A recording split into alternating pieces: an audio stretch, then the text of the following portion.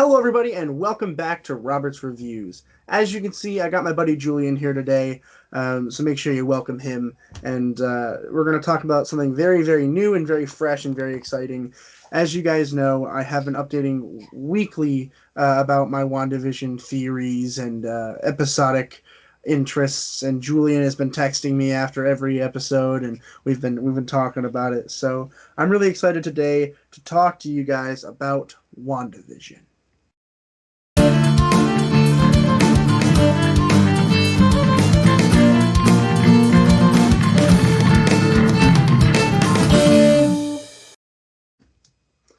WandaVision was released in 2021, and it is the only season of this show. We're pretty confident because the end of season one, the last episode, is called the series finale. So we're pretty confident this one's only going to be a one-season show. They started releasing episodes, what, like mid-January, Julian? I believe so, yes. I think January 15th, I might be wrong. Yeah, I think that sounds correct. That's forever ago. It's March now. It's crazy. It feels like it's only been a couple weeks, but it's been 9 weeks. Yeah, nine Yeah, weeks. yeah. That's insane. 9 episodes. Well, let's go ahead and start talking about in terms of episodes and how we think. What did you think of the first, couple episodes that dropped on the first day? The first like they released the first two episodes on that January. And I actually really liked it. I know some people were like caught off guard, like, oh, why is it like a sitcom? But like, I mean, like they showed it like in the trailer, so I wasn't really surprised. And I actually like it caught me off guard at first, like, but I really loved it. I love how they're really sticking to it.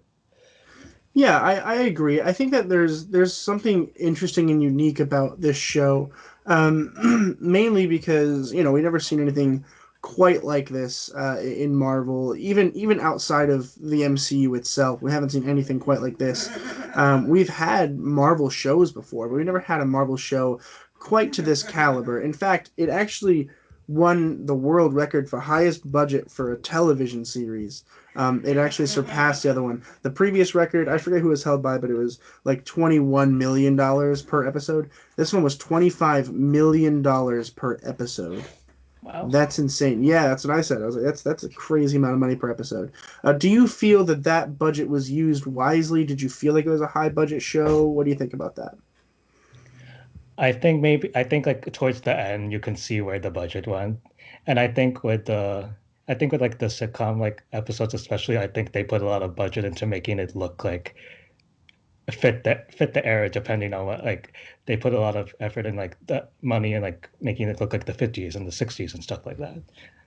Take a guess at how many lenses you think they used to film the sitcoms. Oh, Different sizes. I'm not sure. 47. Wow. There were 47 different 47. lenses. That's insane. That's a lot of lenses. All to get the feel of a sitcom, which I feel like they did very well. I think that is one thing that this show really does well, is it feels like a sitcom, but it does feel like a Marvel sitcom. Yeah. A couple things that I don't think it did well. I don't think it paced as well as I think it could have. There were some episodes that felt like nothing happened, and then there were others where everything was cram packed. I think a prime example of this would be the finale. Um, I think the finale should have been 2 episodes. I think we should have had a 2 episode finale making it a 10 episode series. And here's why.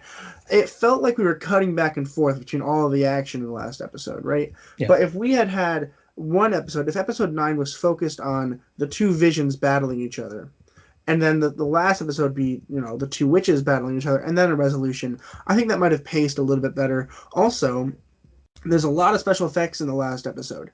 And while I think a lot of them are really good, some of them are not. I think that a lot of the flying did not look particularly good. It wasn't as bad as like DC movies where they all look really awful. No, yeah.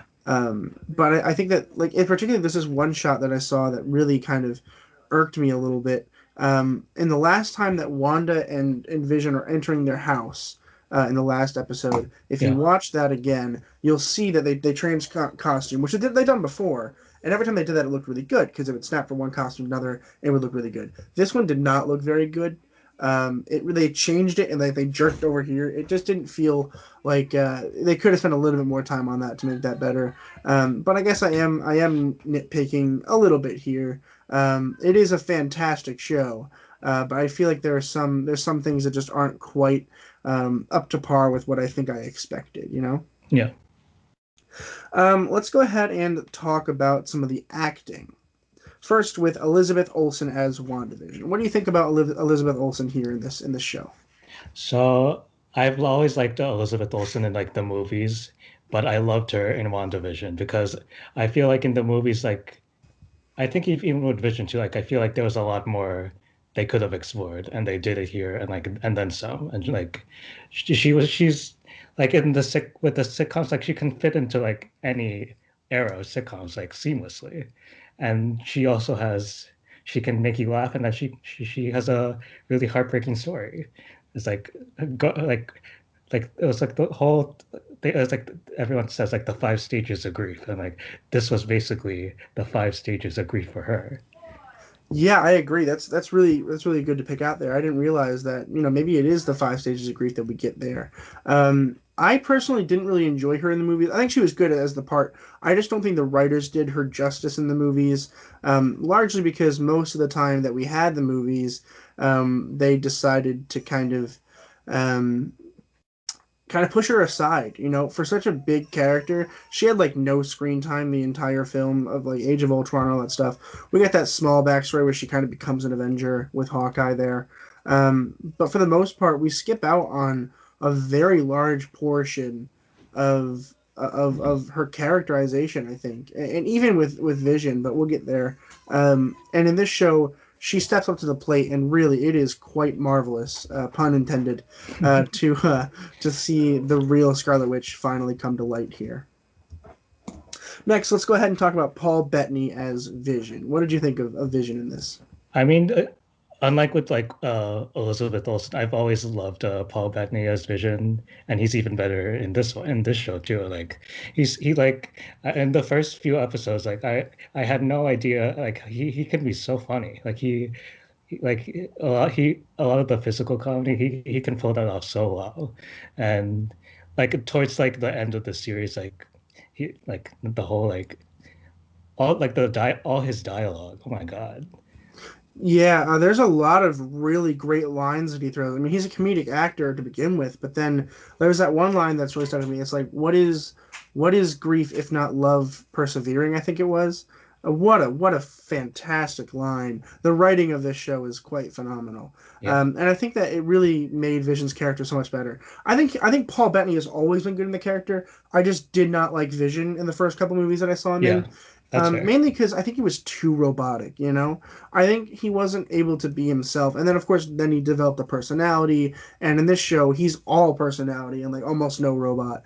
I mean, he even washes his hands in this one. And I'm like, so I thought that was really funny. I think he's really, really solid. And I look forward to seeing more of him in the future. Catherine Hahn as Agnes and Agatha. What did you think, Julian? So I know, I haven't seen everything that Catherine Hahn has been in, but I love her like in Parks and Rec and Step Brothers, and I've always known she was funny, and like Yeah. she's really funny in this one, but wow, she's a really good villain too. Oh my God, she's probably one of my favorite villains that we've gotten in the Marvel Cinematic Universe so far. I don't know if you feel the same way. I don't know if I do. Mainly because I feel like I don't know if we got enough time with her being a villain, and her motives weren't that great. I mean, I understand that her motive was kind of to get the Scarlet Witch power, and I get that. That's an interesting motive to play off of. But when we see her for 5 episodes as this nice lady who we all know there's something wrong, right? We were like, oh, that Yeah, person is yeah. is definitely somebody. And then they tease a bigger villain, with the flies and all that stuff, and of course the runes and the Darkhold, and we're all like Mephisto. And then we don't get that. I think it was a little bit of a letdown.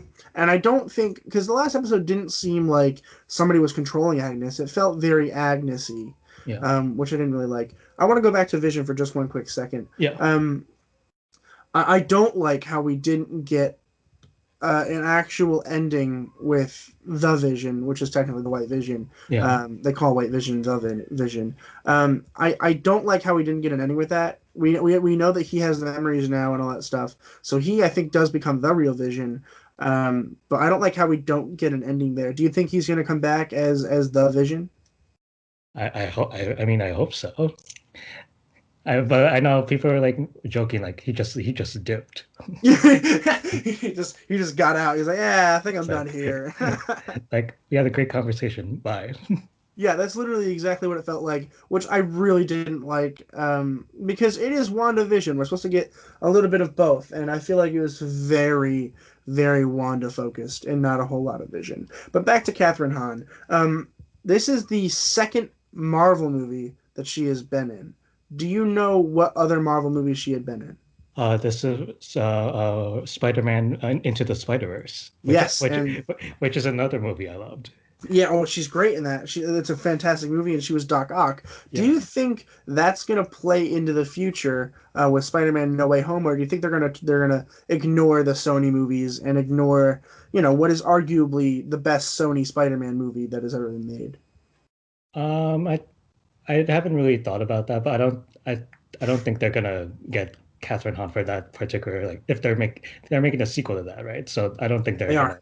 I don't think that they're gonna bring her back. Yeah, I don't know. I mean, because with No Way Home, I think it would be way too difficult to try to do an animated crossover as well. Because technically speaking, the animated Spider-Man are in a Spider-Verse of themselves. Yeah. Although the Peter Parker from that is supposed to be the same Tobey Maguire character. And as we know, Tobey Maguire did not come back for that film, which is why I'm kind of curious as to why people think that he's going to come back for the next one. I don't know any secret information about the movie. I'm still trying to piece No Way Home together. We know for a fact that Alfred Molina and Electro, Jamie Foxx. Jamie We Foxx. know for a fact those guys are in it. The rest is still unknown. I don't know if we'll see Tobey Maguire, although I kind of think that Andrew Garfield will come back. But that's just my thoughts on it. Yeah. Let's go ahead and talk about Teyona Paris as Monica Rambo. What did you think about Monica here? I liked her as Monica. I feel like maybe we should. I'm excited to see more of her. I feel maybe like we didn't get enough, but What did you think about the ending in that end credit scene when they said that one of her mom's old friends is waiting for her up there? well, that means obviously that Nick Fury's gonna show up somehow. I think she's gonna be in the Secret Invasion Disney Plus series that they're gonna. That's just a thought. I think she'd be great in Secret Invasion. There's actually an entire Secret Invasion storyline in Marvel Comics. I haven't read into all of it. I will soon. But I originally my first initial thought was like Nick Fury, but then I got to thinking. So her mom didn't know Nick Fury.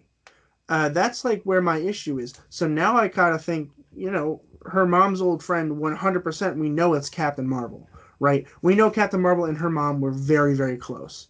So my thought is that she is now going to go meet Captain Marvel, and they're going to be in the second Captain Marvel movie together. Which I'm particularly really excited about because I actually like Monica Rambeau more than her mother. I didn't really care for her mother's character that much in Captain Marvel, mainly because I think Captain Marvel is just a really bad movie in general. I'm looking forward to Captain Marvel 2, and I hope they can fix the mistakes they made in the first one. And I think having Spectrum involved would be really good. Marvel does really well with multiple superheroes in the same movie, and I think exploring her powers is going to be really important in the next one. But I guess we'll see when that gets there. Yeah.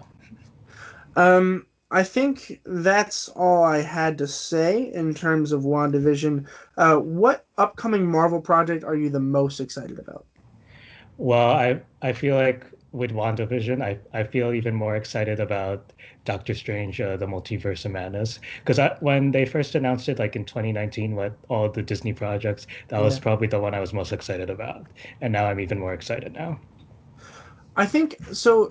I think it's fair to be excited about that. My only concern about that movie is that it's directed by Sam Raimi, and I like Sam Raimi most of the time. He's got some really good movies, and then he's got some really not good movies. He's very off and on, and I'm a little nervous about him directing a horror movie for Marvel. and I hope that they can piece it together. But I think I'm personally more excited for No Way Home, just because we have sort of a Yeah. teaser trailer, we have a title, and it's an intriguing title, and I think that this might actually. Oh, that's one thing I have to talk about. You know what really confuses me, and it doesn't really confuse me, but more so that it makes me upset. Um, Spider-Man: Far From Home takes place after WandaVision. That bothers me because we have Endgame and then it's WandaVision and then it's Far From Home. But Far From Home came out like 2 years ago. Like, yeah, it bothers me a lot. So that means that this hex existed while Spider-Man was in high school in New York, which is like maybe half an hour to an hour away from Westview, New Jersey. And I'm like, why didn't Spider-Man just fix the problem? They're like, oh, because Sony. And it's like, I thought they didn't even mention it in Far From Home. They're like, oh, well, partly because they probably didn't even have plans for this yet. Disney Plus was a future reality, and it almost retcons it, almost, but it doesn't quite. I don't know how I feel about it. Far From Home is a fantastic movie. Yeah. I am a little upset that we didn't bring up WandaVision in that movie in some way, shape, or form. Be like, oh yeah, sorry, I was studying or something, you know. But overall, I think WandaVision was really solid. What do you think you're going to give it as a grade, Julian? What is your final verdict? Um, I've been thinking about this grade a lot, and I really enjoyed the first few episodes. I know like maybe the finales maybe it played it a little safe, and but I think overall I thought the show was very satisfying. So and I'm just happy we're getting some Marvel content again. So I'm giving WandaVision an A minus. No way, dude. That's what I wrote too. A minus. I don't know if you can see it, Ah, but I got an A minus. That's awesome. Wow, we agreed on a rating. WandaVision officially has an A minus. I almost gave it an A. I probably would have given it an A if the finale was a little better. And I don't think the finale was bad. I just think that and I don't think it was because of my expectations. Because after yeah. the penultimate episode, I had no expectations. I was like, it's probably not going to be as good as we thought, which didn't negate how I felt about it more so than I just wasn't looking forward to it. Also, I watched it at 3 a.m., so I was exhausted. Um, and most people had like people were like, "Oh, it's crashing everywhere," and I'm like, It's "I watched it at crashing. 2:50. I watched it at 2:50 in the morning. It was totally fine, clear sailing, all 50 minutes. It was great. I even rewound it once to watch a part again, and it didn't crash. And I was like, lit. But thank you so much, Julian, for stopping by. Of You're welcome course. anytime. And people who are watching, please consider subscribing. It's a huge help. Once I get to 100, I'm going to watch The Room, and I'm going to go ahead and review that one for you because it's one of the worst movies ever made, apparently. And once we get to 150, I'm going to dress up in my Spider-Man costume, which is just a onesie that's oversized. I have a mask. And I got some slippers. I'm gonna wear that to Walmart and buy a Batman Batarang with it, and I'm gonna film that. So if you guys want to see that, consider subscribing. And thank you guys so much. And as always, keep watching movies and television, stay educated, and I'll see you guys in the next video.